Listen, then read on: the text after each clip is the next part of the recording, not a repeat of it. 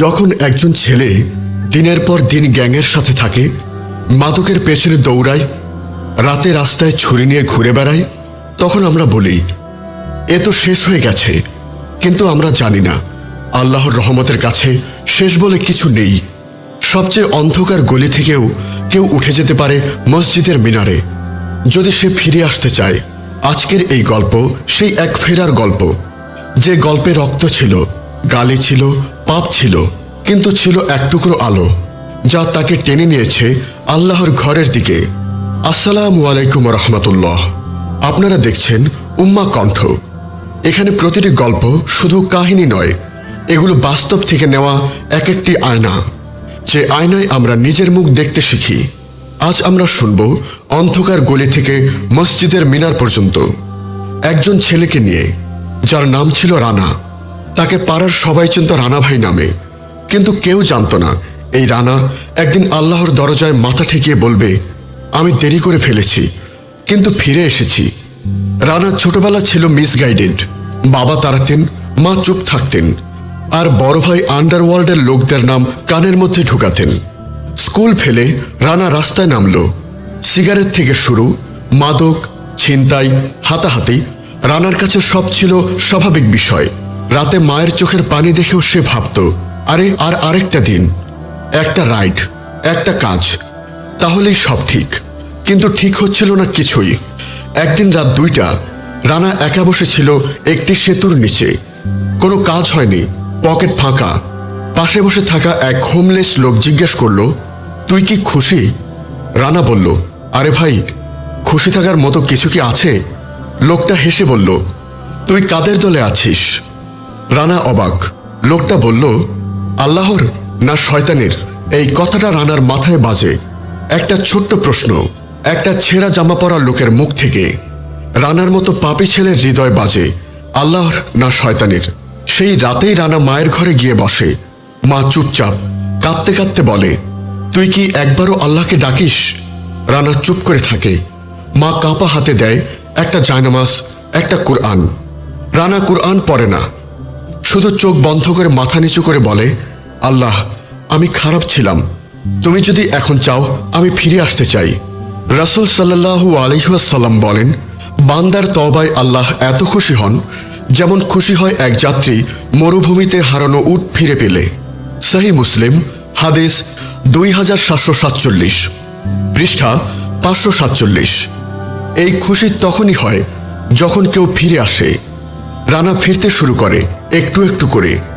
প্রথম নামাজে দাঁড়ায় কাপা কণ্ঠে, দ্বিতীয় নামাজে বলে, আমার নাম রানা না, আমি শুধু একজন গুনাহগার। তৃতীয় দিন সে গ্যাং ছেড়ে দেয়। চতুর্থ দিন সে মসজিদের টয়লেট পরিষ্কার করে। এখন পাড়ার মানুষ বলে রানা ভাই বদলে গেছে, কিন্তু সে বলে, আমি বদলাইনি। আল্লাহ আমাকে সুযোগ দিয়েছেন, আমি দেরি করেছি, কিন্তু আল্লাহ তার দরজার চাবি বন্ধ করেননি। রানা এখন 5 ওয়াক্ত নামাজ পড়ে। যে হাতে আগে ব্লেড থাকতো এখন সেই হাতে থাকে জায়নামাজ। কিন্তু পরিবর্তন কি এত সহজ ছিল? না। রাস্তায় হাঁটলে এখনো কেউ কেউ হাসে। একজন বলে, গ্যাং থেকে সোজা গ্যারাকলে ঢুকেছ। আরেকজন কটাক্ষ করে, জান্নাতি ভাই, কবে ওয়াজ দিবেন? রানার ভেতরে রক্ত ফোটে, কিন্তু সে চুপ থাকে। সে জানে যারা একসময় তার নাম শুনলে ভয় পেত, তারা এখন তার হিদায়াত দেখে ভয় পাচ্ছে। সে একদিন ইমামের পাশে বসে বলে, হুজুর, মানুষ বদলে গেলে কি পুরনো গুনাহ মাফ হয়ে যায়? ইমাম তাকিয়ে বলেন, আল্লাহ বলেন, তোমরা আল্লাহর রহমত থেকে নিরাশ হও না, নিশ্চয়ই তিনি সব গুনাহ ক্ষমা করে দেন। সূরা ঝুমার আয়াত 53। এই আয়াত রানার হৃদয় গেঁথে যায়। সে বলে, তাহলে আমি এখন মানুষ, শয়তান না? ইমাম বলেন, তুই এখন আল্লাহর বান্দা, আর বান্দা যতই পাপ করুক ফিরে এলে সে প্রিয় হয়ে যায়। রানা তার পুরনো বন্ধুদের এড়িয়ে চলে। একদিন বাজারে এক পুরনো ভাই মুখোমুখি হয়। এই যে ভাই, মনে আছে আমাকে? রানা মাথা নিচু করে বলে, আগে আমরা অনেক কিছু করতাম ভাই, এখন আমি শুধু সেজদার সময় দেই। ওইসব বাদ দিয়েছেন? না ভাই, ওইসব আমাকে ছেড়ে দিয়েছে। পুরো উত্তর ছিল একটা মিনার থেকে ভেসে আসা আজানের মতো, শক্ত, শান্ত এবং সত্য। রাসূল সাল্লাল্লাহু আলাইহি ওয়াসাল্লাম বলেন, তওবাকারী সে ব্যক্তি যে গুনাহ করে তারপর লজ্জিত হয়ে ফিরে আসে এবং সে পাপের দিকে আর ফিরে তাকায় না। সুনানে তিরমিজি হাদিস 2499, পৃষ্ঠা 498। রানা এখন তার প্রতিটি কাজ আল্লাহর নামে শুরু করে। যে লোক আগে ঈদের জামাতেও আসতো না, সে এখন মসজিদের মাইকে আজান দেয়। একদিন এক শিশু এসে জিজ্ঞেস করল, আপনি আগে কি খারাপ ছিলেন? রানা একটু হেসে বলল, আমি পাপ করেছি, কিন্তু এখন চাচ্ছি আমার দোয়াগুলো যেন আর আল্লাহ ফিরিয়ে না দেন। শিশুটা কিছু না বুঝলেও হাসল, কারণ একজন বদলে যাওয়া মানুষের হাসি হয় আস্থা দিয়ে গড়া। রানা একদিন নিজের ঘরে বসে একা একা বলে, যদি আমি আগেই বুঝতাম সেজদায় কাঁদা কেমন শান্তি দেয়, তাহলে এই দুনিয়ার কোনো অন্ধকার গলি আমাকে আকর্ষণ করত না।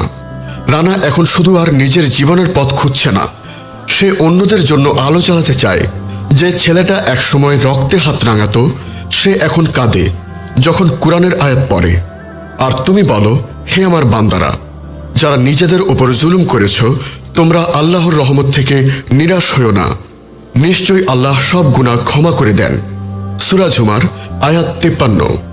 এই আয়াত রানাকে নতুন করে সৃষ্টি করেছে। সে একদিন মসজিদের বারান্দায় বসে একটা কিশোরকে বলছিল, তুই যদি আমার মতো হয়ে যাস, তোর মা কাঁদবে, আর যদি আল্লাহর হয়ে যাস, তাহলে তোর মা হাসবে। এই কথাটা শুধু উপদেশ না, এটা সেই আগুন পোড়া জীবনের ছাই থেকে লেখা এক আয়না। আজকের সমাজে আমরা যতটা মানুষের অপরাধ দেখি, তার দ্বিগুণ দেখি আশা হারিয়ে ফেলা। বলতে শুনি, ও আর ফেরার না, ও জাহান্নামী, ওকে আল্লাহ ক্ষমা করবেন না। কিন্তু রানা প্রমাণ, আল্লাহ কাউকে ছেড়ে দেন না। কেউ যদি সত্যিকারে ফিরে আসতে চায়, রাসূল সাল্লাল্লাহু আলাইহি ওয়াসাল্লাম বলেন, আল্লাহ তওবাকারীর তওবা কবুল করতে এতটাই খুশি হন যে খুশি পৃথিবীর কোনো সম্পর্কেও নেই। সহিহ মুসলিম হাদিস 2747, পৃষ্ঠা 547। রানা একদিন বলেছিল, আমি যখন জানলাম আল্লাহ আমাকে এখনো ডাকছেন, আমি তখন আর দেরি করিনি। এই গল্প আমাদের কি শেখায়? কেউ পাপ করলে তাকে শেষ ধরে নেওয়া ঠিক না। কোনো বান্দা যত বড় পাপই হোক না কেন, আল্লাহর দরজা তার জন্য সর্বদা খোলা। পরিবর্তনের প্রমাণ হওয়া যায় নিঃশব্দভাবে, ধৈর্য দিয়ে।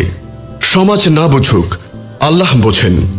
যেই ফিরে আসে, সে হোক যতই খারাপ, সে আল্লাহর প্রিয় বান্দা।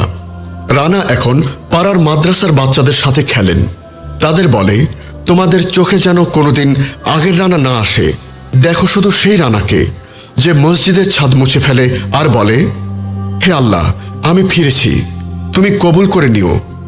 এই দোয়া শুধু রানার না, এই দোয়া হতে পারে তোমার, আমার, যে কারোর, যে এখনো কোনো না কোনো গলির অন্ধকারে হারিয়ে আছে। আজ যারা নিজের পাপের জন্য লজ্জায় ডুবে আছো, তোমাদের জানা দরকার, তুমি গুনাহ করেছো ঠিক, কিন্তু তুমি এখনো বেঁচে আছো, আর আল্লাহ তোমার জন্য অপেক্ষায় আছেন। তুমি এখনো ফিরতে পারো, তুমি এখনো আল্লাহর প্রিয় বান্দা হতে পারো, তুমি এখনো মসজিদের সেই মিনারে উঠতে পারো যেখানে আজান হয়, কাঁদে আকাশ, আর ফেরত আসে রহমত। এই ছিল অন্ধকার গলি থেকে মসজিদের মিনার পর্যন্ত 3 পর্বের শেষ অংশ। এই গল্প যদি একবারের জন্য তোমার অন্তরের আলো জ্বালিয়ে দেয়, তাহলে আমাদের ইউটিউব চ্যানেল উম্মা কণ্ঠ সাবস্ক্রাইব করো এবং আমাদের ফেসবুক পেজ উম্মা কণ্ঠতে ফলো করো, যেখানে প্রতিটি গল্প শুধু সময় কাটানোর জন্য নয়, বরং নিজেকে ফিরে পাওয়ার জন্য। মনে রেখো, তুমি ফিরে আসলে আল্লাহ খুশি হন। তোমাকে ফেরানোর জন্য এই ভিডিওটাই হয়তো তার রহমতের কারণ হয়ে যাবে।